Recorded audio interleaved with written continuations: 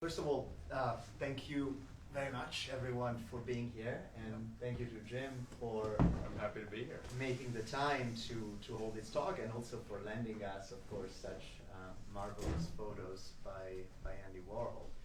I wanted to start by just saying a couple of things, a few words about the exhibition, about why I think it makes so much sense to be showing this material right now, both generally and specifically in relation to Warhol, and specifically in relation to also us, to what we've been showing recently and why.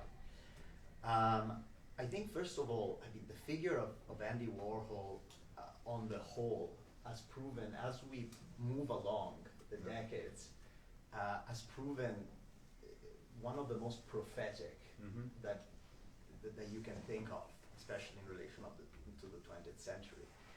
I mean, someone who understood the importance of communication and visual imagery in a commercial and non-commercial context, the ability of mixing high culture and low culture. Really, he's the founding father of the way that we see images today in many ways, and even just the aphorism, in the future everyone will be famous for 15 minutes. Right. Think about this, 50 years before social media was invented, and now everyone is literally famous for 15 seconds because of TikTok. So it's really impressive. So I think to show Andy Warhol today, and specifically to focus on his primal medium, on his pre-painting fundamental, is really really crucial to understanding certain aspects of culture today, which is what we always try to do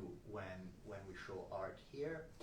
Also, he has been the subject of a hugely successful Netflix series documentary, which I'm sure some of you would have seen, so very topical right now.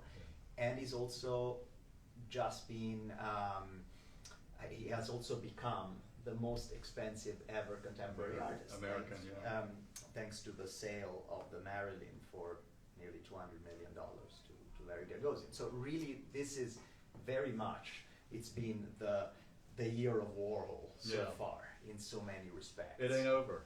And it ain't over. It ain't over. This is part of it. And finally, just for those of you who follow a little bit what we do here and what we talk about in our practice in general, this would be an interesting contrast to our immediately previous exhibition, which was of a younger London-based photographer, Iranian photographer, Cyrus Mahboubian, who focused on the idea of time and of being outside of time, and really producing images that are completely outside of any time flow. And they could be from 10,000 years ago, the landscapes or anything that he portrays really, whereas this is completely the opposite. This is really the instant. This captures a specific moment, a specific second in history which can be recognized, reconstructed. You can tell who everyone is, where they were, what they were doing, and what the time was. So really, there couldn't be anything more different within the same medium, because we're talking about polaroids in both cases. Here we also have some silver gelatin prints, but it's really interesting to talk about these two, this contrast. So now I wanted to, give it over to you to hear about how you got to collect these fantastic materials. You are the greatest Warhol photography collector of all times, probably. Well, it's been a super fun journey. I'd been collecting art for a long time. Started in sort of the early 90s and was active in different museums and groups like that, and very much made the art world my hobby, my avocation. And along the way, I was collecting and got some Warhol material, and I knew somebody at the Warhol Foundation, which is basically the successor entity to Warhol's estate. So when he died, all of his artwork became the Warhol Foundation. And they are the world's largest donor to contemporary arts programs, and they have sold off all of these Warhol assets in order to generate an investment portfolio that they use to then make gifts and grants to institutions and directly to artists. So I got introduced to the Warhol Foundation, and they basically said, you can buy from us directly. And I was like, wow, I didn't know that you could buy directly from them. And so that was a wonderful thing to get to cut line. And I was super fortunate because I grew up, I'm originally from Tennessee in the southeast of the United States. And, being a kid of my generation in the early 80s, mid 80s in Tennessee, all I dreamt about was New York City. New York City in the art world, and Interview magazine was like my gateway drug. That was the portal through which I learned about celebrity, about the art world, about all sorts of interesting things culturally, which now, as time goes on, we realize how singular that period was of the late 70s to call it the late 80s, that it was like Berlin between the wars. It was like Paris in the 20s. It was a moment of incredible creativity. And so, in the process of growing up around the art world, literally and figuratively, I got super interested in all of these subjects that Warhol photographed. When I got to go into the foundation and look at the things that they had, which at the time was, over 20,000 photographs, I started chipping away and looking through all these different 3-ring binders and these file drawers and all this kind of stuff. And it was like a treasure trove. It was super exciting. And so what was originally an enthusiasm about those subjects that I fell in love with in the early 80s when I was looking at Interview magazine, it became like, wow, this is a whole world, and there is so much meat on the bones. There's such a breadth and depth of Warhol's subject matter that for me, it's been bottomless. And so I started buying, modestly, and then sort of, not modestly, then it became more of a passion, and then ultimately it's become a business for me. So I put together a collection of over 5,000 Warhol photographs over the past 20 years. So I started probably late 90s. I bought the first ones, but then really in the aughts and the teens, I bought most of the material. And what I've been doing is sort of just delving deeper and deeper into this body of work. I think it's super important to keep in mind the context of Warhol's photographic practice, given his overall art making practice. Most people don't know that Warhol had a darkroom in his basement in Pittsburgh when he was 9 years old. So photography was literally always his sort of standard throughout his life. As you say, sort of the fundamental germinal seed of all of his art making practice. And so, in the 50s, he got his first Polaroid. His first Polaroid that I'm aware of was 1954. It's very, very early on. And he didn't just work with Polaroids or silver gelatin prints. He actually used film-based material for 6 different types of bodies of work. So we're most familiar with the Polaroids, and they're wonderful because they're such a singular vocabulary, right? They're a singular vocabulary in terms of the medium, the sensibility, the color, the tones. All of that is sort of indelibly marked in our brains.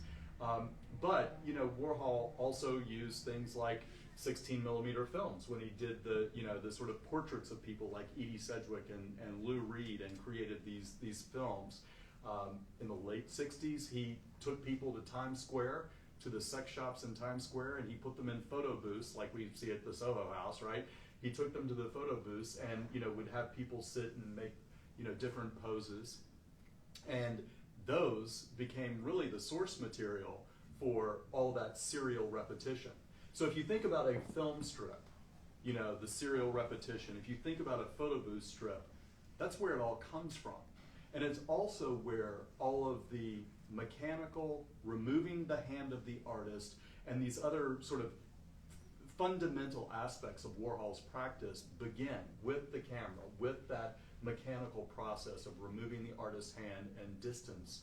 So, in the mid-70s, well, it's actually, we were talking earlier about copyright infringement, and there's a case about Warhol's use of an image of Prince in front of the U.S. Supreme Court, which is going to be heard later this year. But interestingly, in 1967, Warhol got sued for copyright infringement. If you think of all the original paintings that Warhol made, whether it was Campbell soup can that's appropriated, Marlon Brando, Elvis Presley, Jackie O, Marilyn Monroe, all these subjects, they're either film stills or taken from newspapers, okay? So he was the king, the father, the master of appropriation. But in 1967, he got sued for copyright infringement by a Hollywood studio. As a result, what ended up happening is he said, I have to make all of my own images now. Like I can't be at risk for this kind of thing, which of course is ironic now that there's this Warhol case in front of the Supreme Court. But you know, in the late 60s, he really began using the Polaroid not just as, you know, as like a thing to take to a party and to document his life, but it became part, you know, ground zero of the art making process.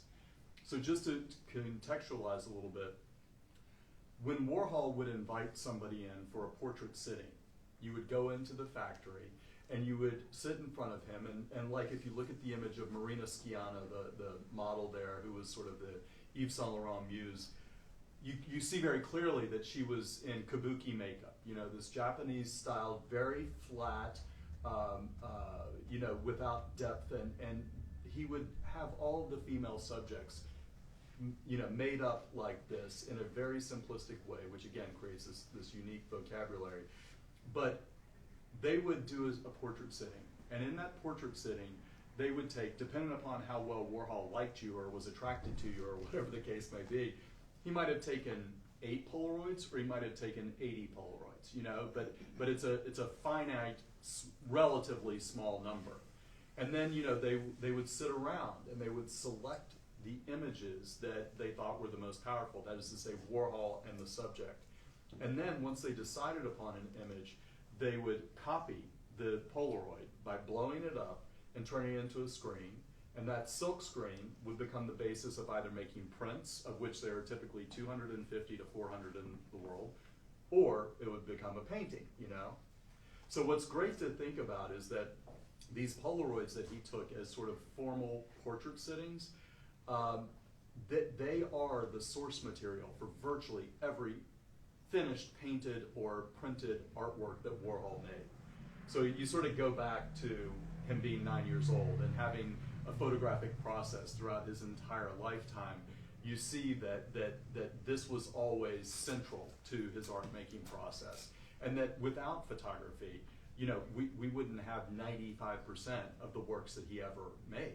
So, sort of thinking about historically, I was mentioning some of the different types of categories of material that he made. In 1976, a guy called Thomas Amann, who was a Zurich-based art dealer, gave Warhol a 35mm camera. And it was at that point in 1976 when he started using that camera as his date. You know, he called his camera his date because he took it with him everywhere.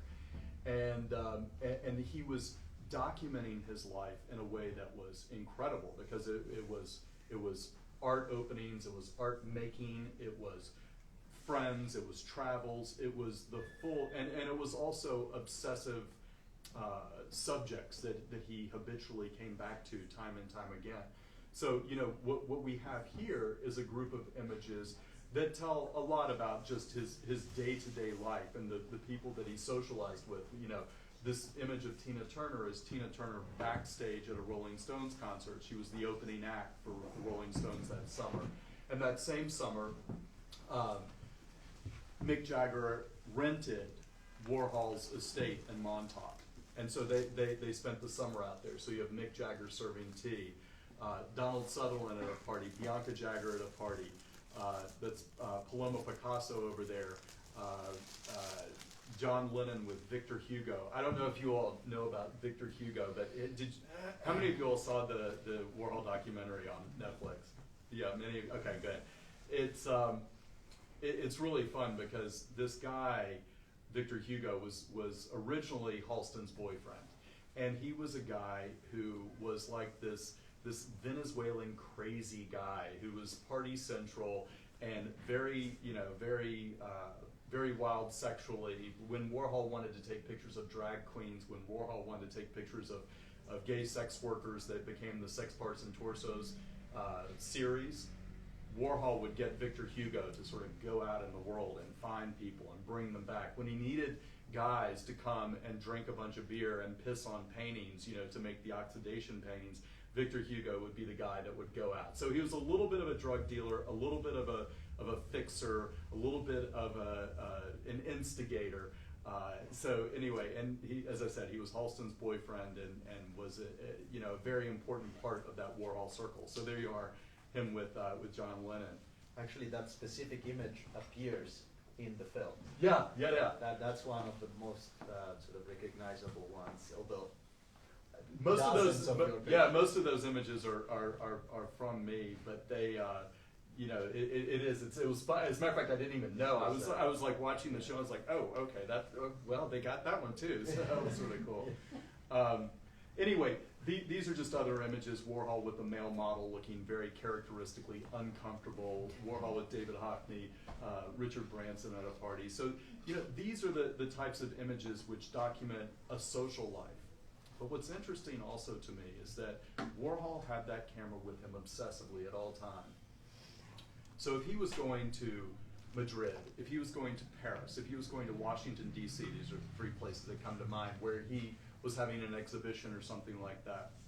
And the exhibition was over, the dinner was over, and he was back at the hotel. He would obsessively photograph the same subjects over and over again. Room service trays, telephones, urinals, chandeliers in hotel lobbies, bars, all this kind of stuff. So again, my experience of having looked at all this material in the foundation over the years has been super, super fun because I've now started to see patterns. And when you see those patterns, you start to get excited about like the machinations of this man's mind, that he was never alone, he was always obsessive, he was always fixated on a lot of the same sorts of subjects.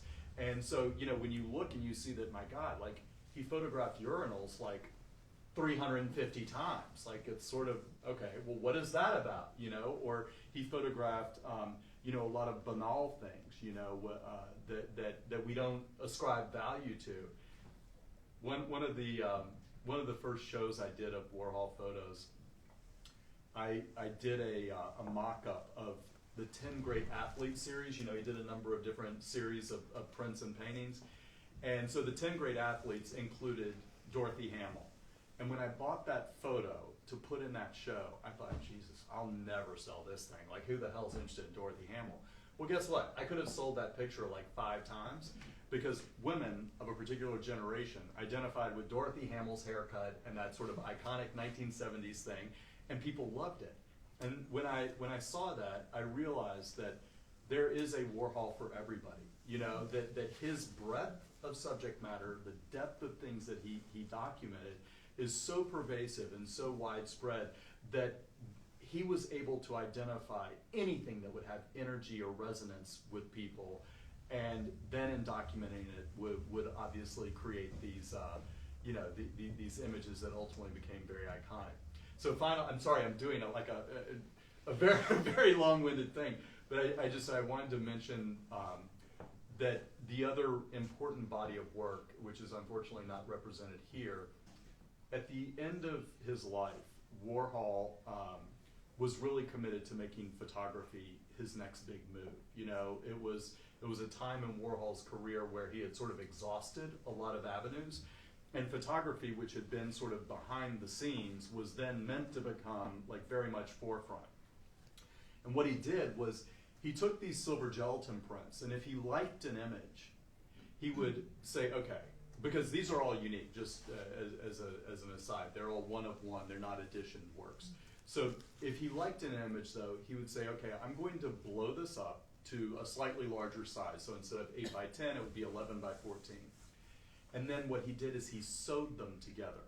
Okay, so if you imagine grids of pictures that look like this but slightly larger, and grids of 4, 6, or 9, literally sewn together so that the strings are visible and the strings hang down, that became sort of the culminating body of work that Warhol made using photographs. And in fact, it was the very last show of his entire life.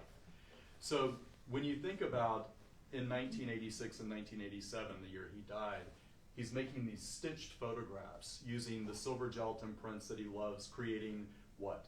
serial repetition, using a machine to, attach and make these things together. So it's like it's a full circle, The photo booth strips of the 60s, the 16 millimeter films of the 60s, sort of jump forward to the stitch photos where he uses a lot of the same, if you will, themes and approaches to create this body of work. So the stitch photos, he only made like 500 of them.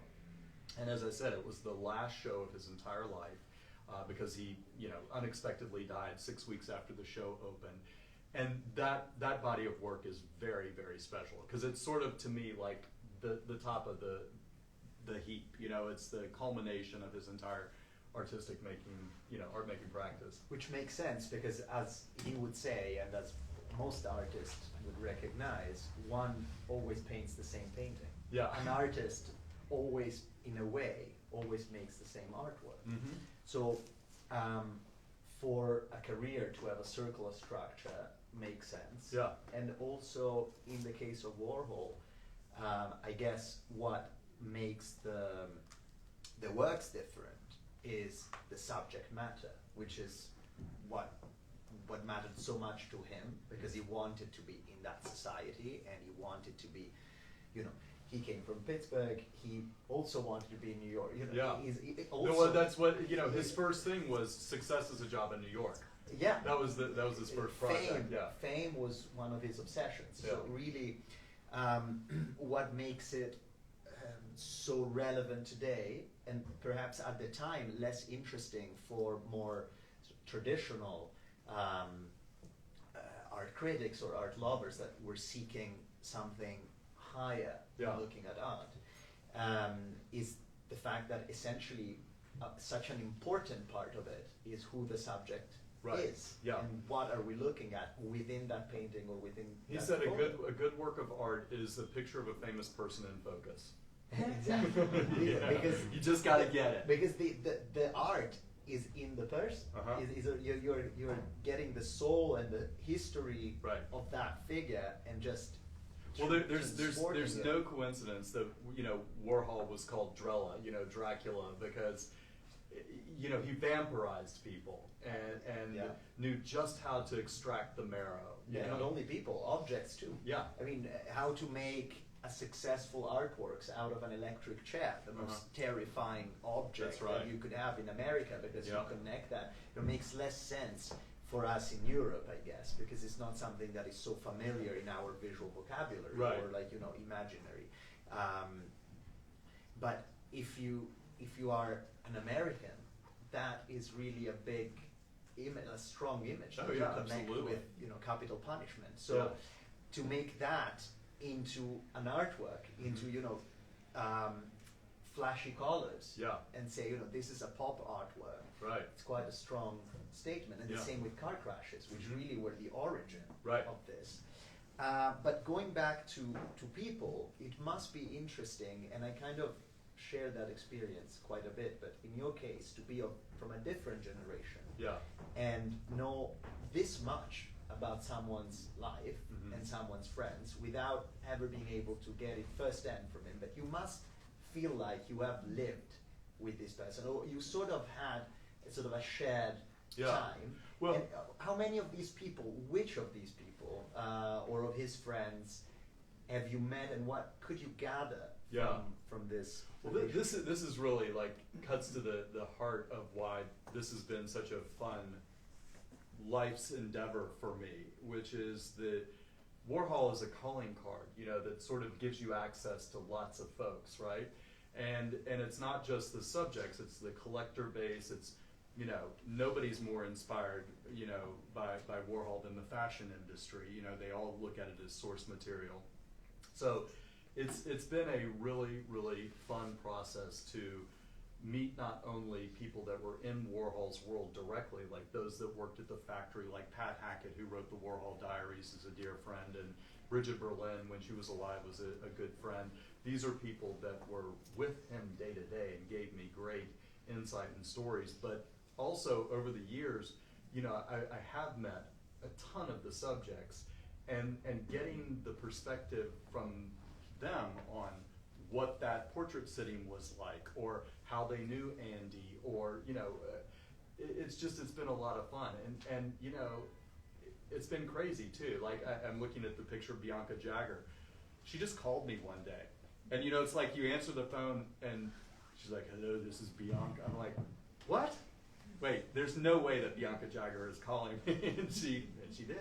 Or Diane van Furstenberg is doing a big project for her own archive, and so we've spent time together looking at all the different images that Warhol took of her, and Calvin Klein, and I mean it's sort of an endless list of these subjects that I've had a lot of good fun and good luck to get to interact with.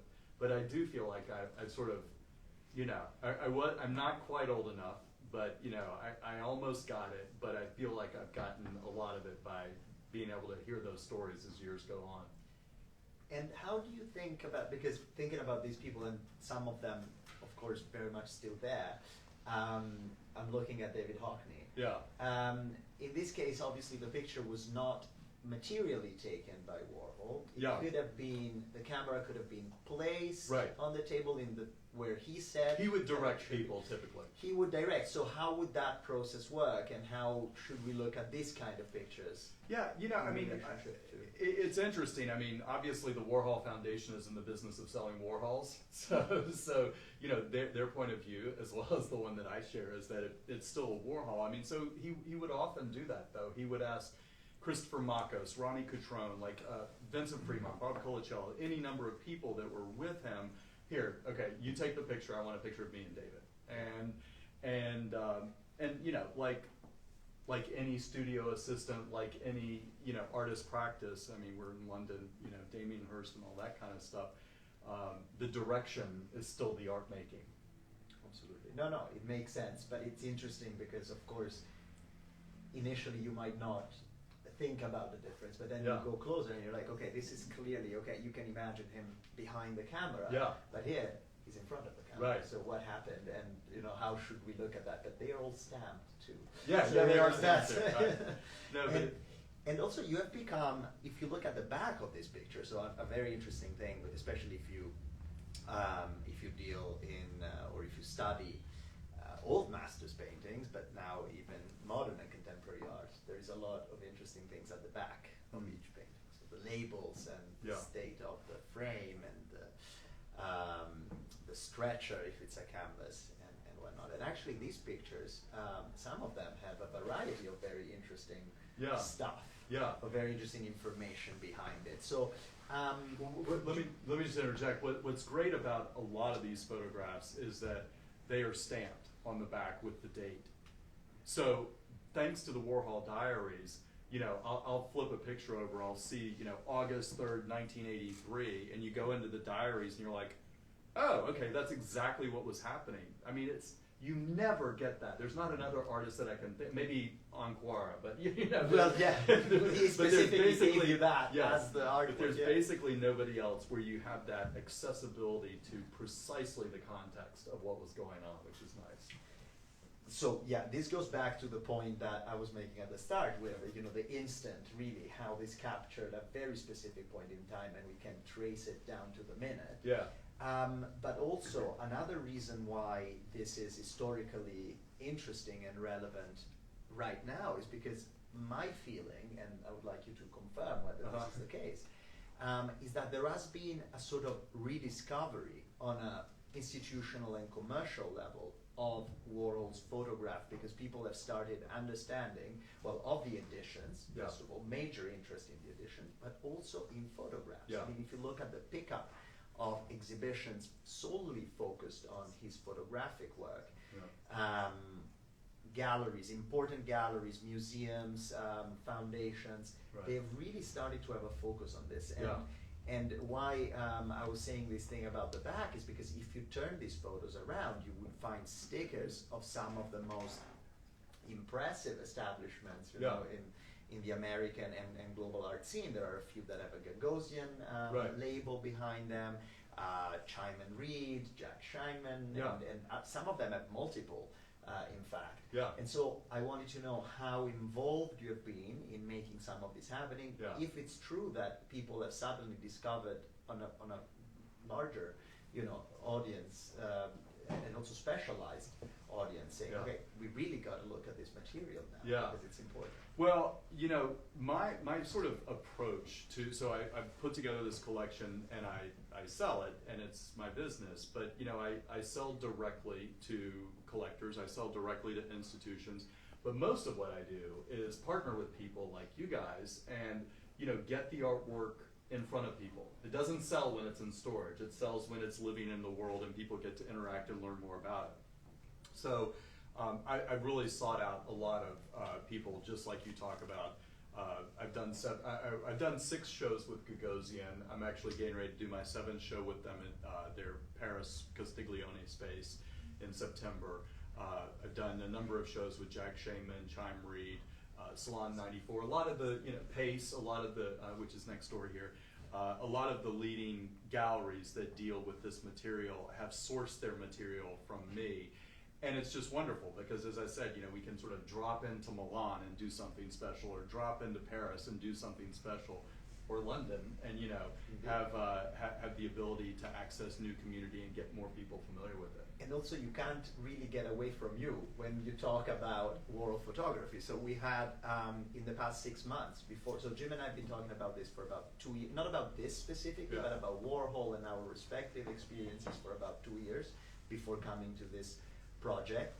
But we also, of course, independently stumble upon Warhol in our daily lives as curators and historians and advisors. So in February, Nico and I were in Los Angeles with Frieze LA. With Frieze, we have a partnership there for advising their top clients that want to see the fair with certain sort of curatorial guidance. And Nico arranged for a client the purchase of a Polaroid by Andy Warhol. It was a ballerina shoes. And so once Jim and I started more actively talking about our project, I said, oh, by the way, this thing just happened in LA. I said, yeah, of course, that was my picture. Like, okay. Then, 2 weeks later, 3 weeks later, another fantastic Polaroid goes for sale at Sotheby's, I think it was, and someone buys it, and I said, oh, okay, look, that was sold. It went up. Yes, of course, I bought it. So, whatever moves in the Warhol photography world, pretty much, this is where everything, the collector, not in the sense of collecting, but No, it's been, it's like a corner shop. It's like the corner bodega in New York. It's like the corner dry cleaner or whatever. Like, I do one thing, but I'm hopefully the guy to go to for that stuff. But yeah, it's been great working with these big galleries though, because as I said, they bring a certain heft, audience, the ability to position works and expand the awareness of what's going on here with this practice. For sure. That would give you the exposure to the commercial side. Mm-hmm. And what we do here, normally these works are really made as a cultural venture or experiment. And then, of course, if something sells, that's fantastic, but it's not where it happens. Our way of working in Artvisor, etc., is quite independent of what we do in here. Sure. But here, I think we still have some sort of force compared to some of these galleries in really having a power of penetration in the sense of really engaging people to think about things, and in a slightly deeper way than going to the gallery, drinking champagne, 10 minutes, leaving. Right. Here there is a sofa, people come, sit down, we chat, and it's really the way it works. And in fact, I think what we should do now is maybe open the floor for some questions for Jim and for me. Perhaps we can interact a little bit more based on what you're seeing here. Okay, come on, somebody, throw us a question. Yes. Hi, thanks for the presentation. I have 2 questions. Yes. So you mentioned the dark room in the basement. It was nice. So did he also print these? No, he didn't. In terms of process, basically what would happen is that he would carry for that period of 76 to 87, he would carry the camera with him, take pictures, drop the film on an assistant's desk, and then they were typically printed in one of two places, two primary print labs in New York. But he was not a printmaker himself. That was all outsourced. And then of course the Polaroids. When you went for a portrait sitting, he would have taken those completely. So actually, it's three short questions. Okay. That was the first one. The shape of the actual image on Yes. on the sheet. Yeah. It's all quite interesting how the shape relates to the rectangle. Yes. Was that also like a decision that he would have made? I think. I mean, So remember when he printed the when he developed the film, he would get a contact sheet. And those contact sheets would be circled with, remember there was like a red wax pencil that everybody used to do when you laid out magazines and all that stuff. So he would circle the image that he would want to print, and then he would give instructions as to how it would be printed. And there were two labs that did it, and this is a perfect example. If you see the David Hockney picture, it's sort of a bull nose kind of a thing where the image is floating, and then others are bled to the edge. And that was just simply a difference between which lab printed them. And I don't even know that it's particularly interesting, because I've seen it. It's fairly uniform that he did both all the time, and so I don't think it was like a real important decision to him whether it had that bleed or was just the bull nose. But yeah. Quickly, third. From 5,000 images, how did you choose the 12 for this show? Oh well, I mean, I tell you, we just bantered back and forth. We just we looked at a few more, and we looked at maybe 3 times this much, and then we narrowed it down until we found a selection. And then when they got here, we selected further. We have 2 more photos that are, first of all, there is a photo in the corridor as you come up, and then there are 2 more in the other room that are not part of the exhibition, not for any particular reason. But then when things get here, you need to really look at how they interact and how they work together and how they work in the space. We didn't really have pictures of the frames, so we didn't know how differently they were framed. And so we also did this very fast. And we did this very quick. We decided a couple of months ago, let's do that. Okay, that's great. We'll do it. And the pictures were all in LA, which with the current situation didn't make it particularly easy logistically. But this is something that it adds the fat. There's a question from Instagram. Yes. So, Uncertain Chop says, this is great. Have there been any photographs that have found their way to you recently from an unlikely source?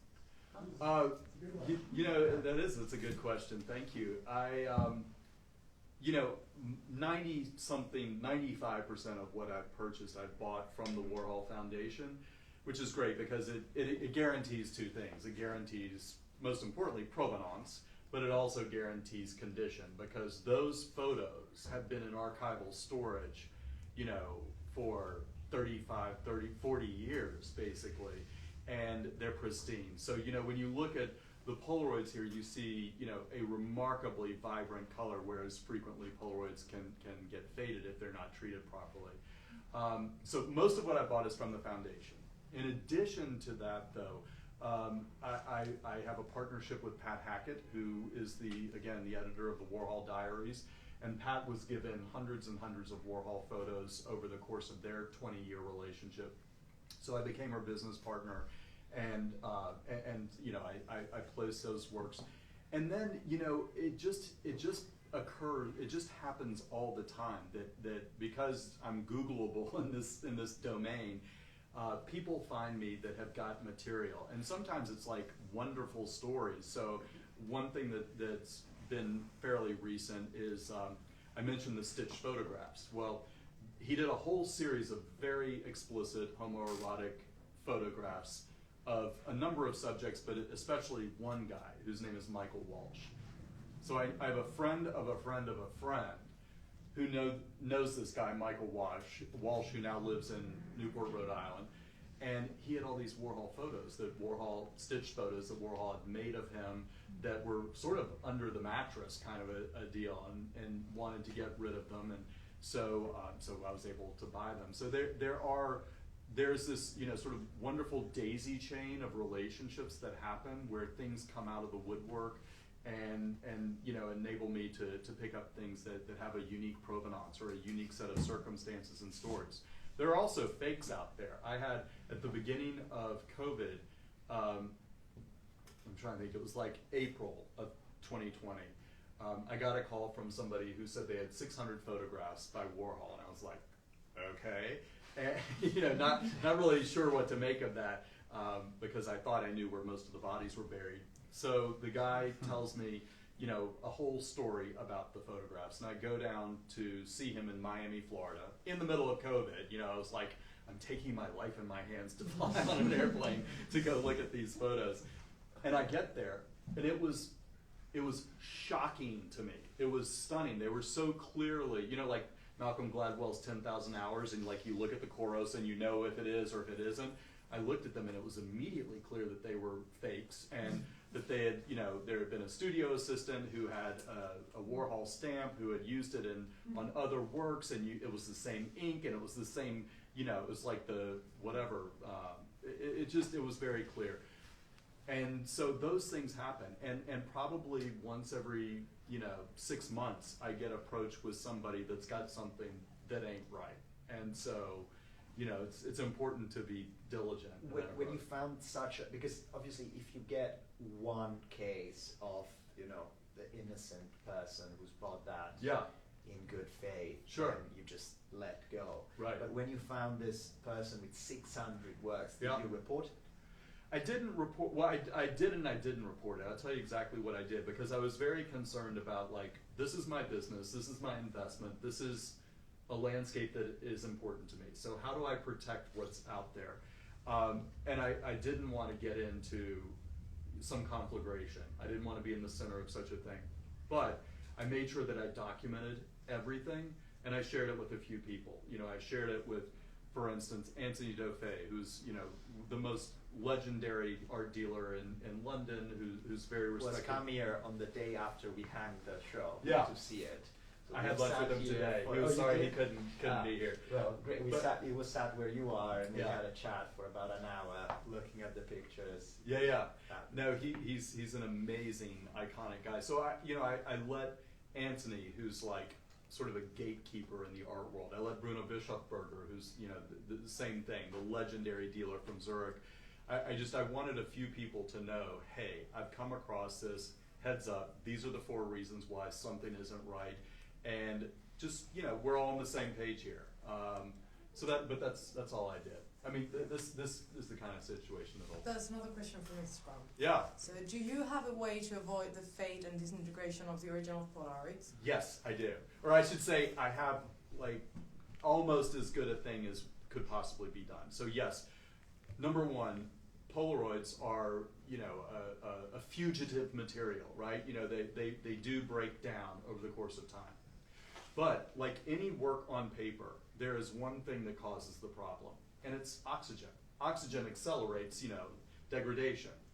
So when I frame these things, we use what's called Optium glass, which is like 99.9% UV protectant. It's the most expensive. Something like this, you know, would cost like $800 to $1,000 to frame, and normally you could frame something like that for $150 to $200. So it's a very important investment to make in protecting the front.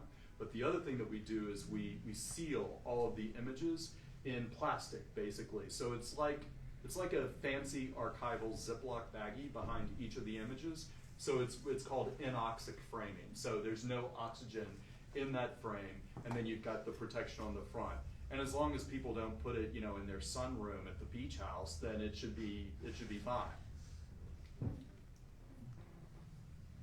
Do you have, I always hate when people ask if you have one favorite thing. So do you have 3 favorite photos of your whole entire collection? I was going to ask that. Choose one. Yeah, I definitely have favorites. And if you ever go to like my online channels, it's so easy to see what my favorites are because I'll price it like 3 times what it's worth.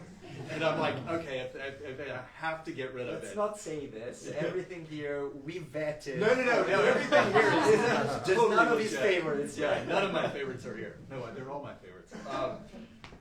I have a number of different images that I really love. There is Warhol photographed Keith Haring a lot. They were very close. And Keith Haring, you know, is just this like incredibly magnetic, sweet, loving, amazing character, or at least that's what I interpret from these photos. And I have a photo of Keith Haring hugging Dolly Parton, which I think is about the best thing I've ever seen. I mean, it's so awesome. But you know, it's more of those things where I'm attracted to not a paparazzi-like photo or a caught in the action kind of a photo. It's more of where you see that personal connection. And then also I love the sex parts and torsos photos. They are so beautiful, and yes, some are homoerotic and are extremely explicit and whatever, unsettling. But by and large, they are incredibly beautiful objects. And again, when like framed and hung in a grid of 6 or 9 or 12 or whatever, they're very powerful. Did you have a question? Yeah, so I found this conversation about authorship when he's in the image interesting, given what I do as a day job. And of course, all of his images are encouraging you to think about, is the celebrity the author of their own image, or do we collectively author that image, or does he have authorship as the artist? But how would you describe his eye for image making and composition? Because from what you're saying, it sounds like it's more in the selection after the fact than it is in the actual time. I think that's absolutely right. And therefore, if you're dealing with a load of material that is clearly material he's produced, but perhaps he hasn't run his selective eye over, is that difficult handling those different kinds of material? Well, so when you say that he hasn't run his selective eye over, he never printed anything that he didn't want to print. Right. So he would start with that contact sheet. Yeah. And that contact sheet would be the basis of creating, I want to see this image. But, it's, I don't know, say it again. So, you say in one sitting he might take 80 images Yeah. or something. And then let's say he prints 10 of them because he wants to see what 10 of them look like. Right. And then from the 10, it might be the one that is the image that he's decided is the iconic image. You mean like to make a print or painting up? Yeah. Yeah. Do you sometimes deal with like the 10 and wonder exactly what the status of them is relative to what he thinks is like the final? Oh, I see what you're saying. Well, I mean, so first of all, the Polaroids were just to take a step back, the Polaroids were the source material for prints and paintings. Yeah. These silver gelatin prints were very frequently used for Interview magazine. So a lot of times, it's not true of any of these right here, but a lot of times it's very cool. You see, again, the red wax pencil that's been used for layout notes and things like that because they reproduce the image in Interview magazine. But there are also silver gelatins that he used to make prints as well. The After the Party, if you all know that, it's like the picture of all the glasses and bar, sort of a bar scene that's dismantled after the party. That was also. You said party. Yeah. There you go. Yeah. All right. Prepared. Yeah, but it's also fun because there was a lot of documentation of Warhol taking pictures in the portrait setting process. So like I've got, for instance, images that other people took of Warhol standing with Debbie Harry looking at a selection of all the 26 Polaroids that he took of her. And they're discussing, which ones would be the ones for the painting or the prints or what have you. So, getting a little perspective on how big the 10 was in your example, or how many images were made, and then what ultimately became the image. It's fun, but it's idiosyncratic. It's like every single one every subject, that is to say, is different, because sometimes he loved somebody and took a ton of photos of them, and other times it was like a money job, and he was banging it out, Mrs. Gotrocks from Houston, he took 4 pictures of her and that was it. Yeah. Yes. So there's another question from Instagram. So did Andy have a corporate relationship of any kind with the Polaroid company? No, he didn't, which is like totally curious, isn't it? He didn't seem to have any relationship with them, at least not that I've ever come across. And you know, it's interesting that you know, Polaroid went bankrupt. They were trying to reboot the company. They were very much eager to sort of take Warhol's, you know, design sensibility or visual sensibility and make it part of their rebrand story, but that never really materialized. I wanted to just follow up on something that Cassius asked earlier about the shape. Interestingly, the first type of photo that you illustrated, where we can see Haring, but also the one we have in the corridor, they look like TV screens, which in a certain they way, totally do. it's I've never thought suggestive that. of an interesting dynamic. By the way, you're not even old enough to know that. I mean, I mean, I remember a black and white TV with that screen, but I can't imagine that you do. You know. No, it's true. Yeah. So that's again maybe an aesthetic point that wouldn't necessarily have escaped him. You know? Yeah. And also, Cassius is the founder and editor of a magazine called Yes and No. Okay. And so I wonder. Yes. You know, it's interesting because probably you would have looked maybe at Interview magazine, or it would be part of. I used to read Interview as a kid. Yeah. So when I was developing Yes and No, it was part of the feeling that I remember having engaging with Interview. Yeah. I wanted to create something like that, but not in a 20th century sensibility, in a 21st century sensibility. Right. But isn't it amazing how like penetrating Interview magazine was of that era? I mean, it just absolutely Incredible. I don't know if you know this, but Flash Art at some point did a magazine called Intervista, which was you know, inspired. And in general, I think it goes back to what we said at the beginning. I think Warhol really touched on so many things that then became status quo. Right. Or you know. Things that we just take for granted. Take for granted in practicing the whole idea of a factory, which sure is the bottega of a Renaissance artist, but it's so much more than that, because it's not really just about making the artwork or having someone else make the artwork for you, but actually what happened in the factory was staging things, was having parties, it was a sort of way to make things happen. Right.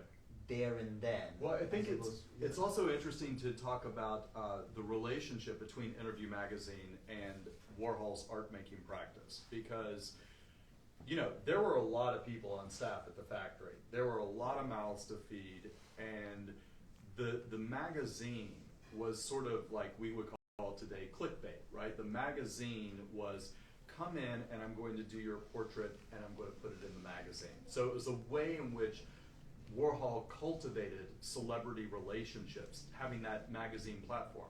The magazine never made any money, but if I got to do 10 portrait commissions for the Mrs. Gottrocks of, you know, Chicago or Turin, Italy, or wherever, you know, that subject happened to be, that fed the whole machine. So, but there was, and you know, like, the society portraits were largely cultivated by Bob Colacello, the writer that, you know, most of you all would probably know from Vanity Fair. I was about to ask if you're close to him. And known Bob well for many, many years. But you know, his job was running Interview magazine, but really his job was to go out and get society portrait commissions so that he could pay himself a salary at Interview magazine. Yeah. Sounds like the foundation is due quite a lot of credit for how it's gone about this over the years, because it hasn't sort of sold loads of editions or anything like that. They've been quite careful with how they've opened this material up. Well, you know, I'll add to that. What's also been wonderful, when Warhol died, he had, you know, there was a lot of material, you know, paintings and I mean everything, right? So when he died, the most material were photographs, you know, tens of thousands of photographs. So they didn't really do a lot with photography for quite some time because it was much easier to sell like a painting and, you know, to get a lot of money as opposed to having to deal with this huge body of work. And one of the things that they did to commemorate the 20th anniversary of Warhol's death is in 2007, they said, we have a supply problem. We have too many photographs, it's going to swamp the market. So we're going to take half of everything that's in the foundation and we're going to give it to institutions. So it will never be on the market. It will always be used for study and curatorial projects. And they did this by giving, again, tens of thousands of photographs to mostly second and third tier museums. So they would go to my hometown, Chattanooga, Tennessee, to the local museum, and they would give you a starter kit of 30 photographs. And that way your curators, your students, everybody could study it, or you could use it for exhibitions, but it would never be on the commercial market. So that was, in my mind, the most powerful tool that they did regarding photographs, was to make sure that the market became much smaller and much more focused on the remaining quality. Jim, when you say photographs, so do you mean the prints like this? So we're looking. I'm wondering what happens with the negatives. Does the foundation keeps of them? Do they ever go on sale, and does the foundation have the right to print them? No, so they will never be printed. I'm so happy you asked that, because I wanted to mention this before. So the Warhol Foundation, and this is another, to your question, this is another aspect of stewardship and maintaining the sanctity of this body of work. There are, what was it? I think, I'm going to misquote this. I think Warhol made 130,000 images, photographic images in total. And that is to say, again, if you think of a contact sheet, he may have printed one, but there might be 40 on the page. So he made 130,000 images, and there are contact sheets and negatives. And the Warhol Foundation had all of that material, and they decided that the best thing to do was to put it in an institution so that it could never be used to copy, so that it would always be controlled to archival standards, and that it could be the basis of research. So what they did is they gave it to the Cantor Museum at Stanford University in California, and that is who has the Warhol contact sheets and negatives. But they have the most amazing online thing. So if you're interested in, photographs of, pick a subject that Warhol might have taken, or a time period, or a date, or anything like that, you can go online and search it, and it's all there. And so you can also, because you've got the contact sheets, you see the images he selected, and you see the images he didn't select, which, again, for somebody that's geeking out on this like I am, it's fantastic to go in and see what was there. Connects to his point too. Yeah. What did he select? Yeah. Yeah. Presumably that's harder with Polaroids, right? Because if he did 25 with Debbie Harry and selects one, what happens to the other 24? Were they destroyed? Or? No. So the other, ostensibly in this example, the other 24 would have remained in the foundation. Yeah. Okay, and then Jim Hedges or some other person would have bought them over the course of time. Some of them, or some could have gone to a museum as a starter kit. Yeah, that's right. Of them. So you could be. There's a question from Instagram. They ask, where are the original cameras that took the Polaroids? I don't really know. Every now and then, and when I say every now and then, I mean every couple of years, somebody calls me and they're like, "Oh, I have one of Andy's original Polaroid cameras." I'm like, "Really?" And they're, and usually it's we'll sell it to you, but it's like what Austin Powers. It's $35,000, and you're like, "What are you talking about?" I don't know. I mean, it comes up often that people purport to have Warhol's cameras. I've never seen anything that I could actually trace and say, yeah, that's legitimately his camera.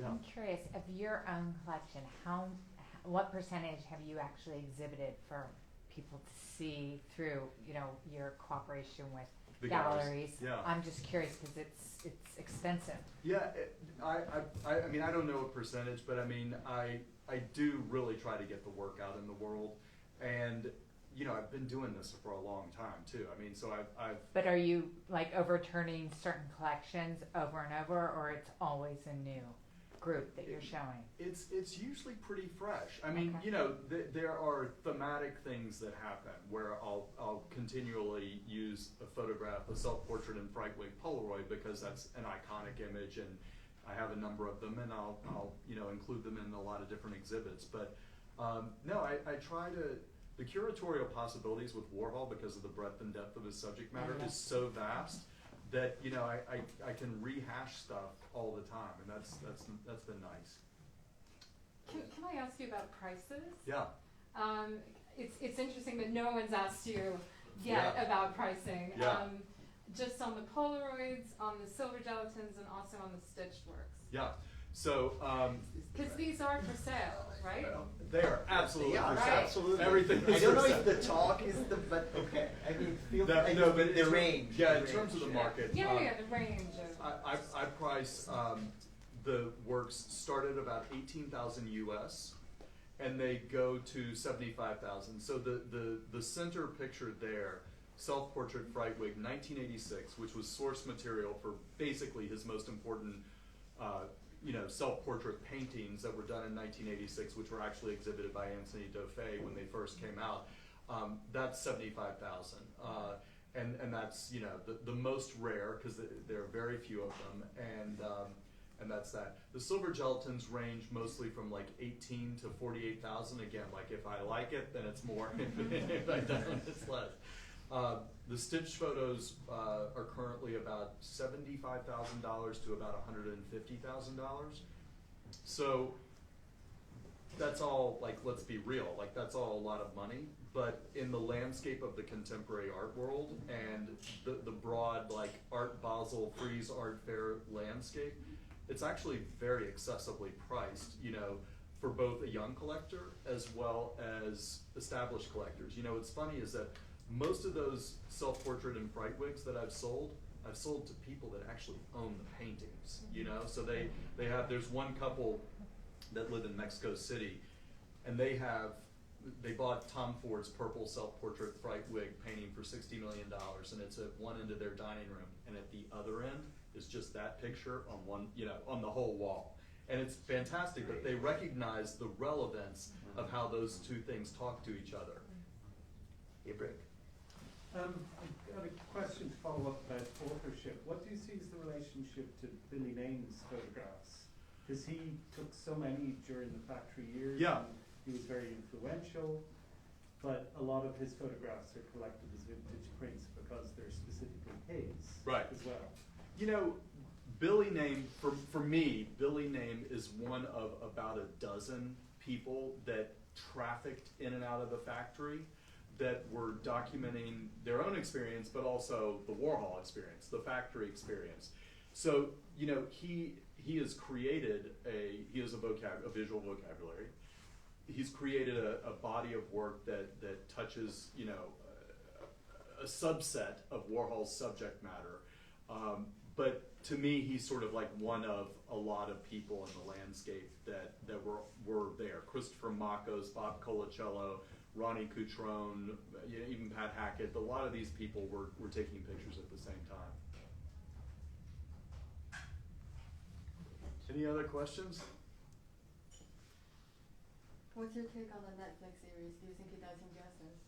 Yeah, I really like it. I mean, obviously, it's super helpful to the work that I do to have more people excited about and engaged with Warhol's photo practice or art making practice.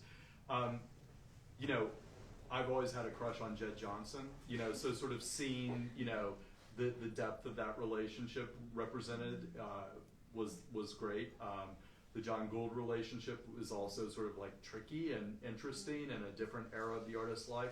And, you know, the profiling of Basquiat and that collaborative relationship that existed between Basquiat, Haring, Francesco Clemente, and Warhol, that's all sort of like rich material too. So, I mean, there are definitely things that I thought were overblown or a little silly or whatever, but like by and large, I thought it was really super useful. Thank you. Great. Well, thank you all for coming. We got like such a nice crowd.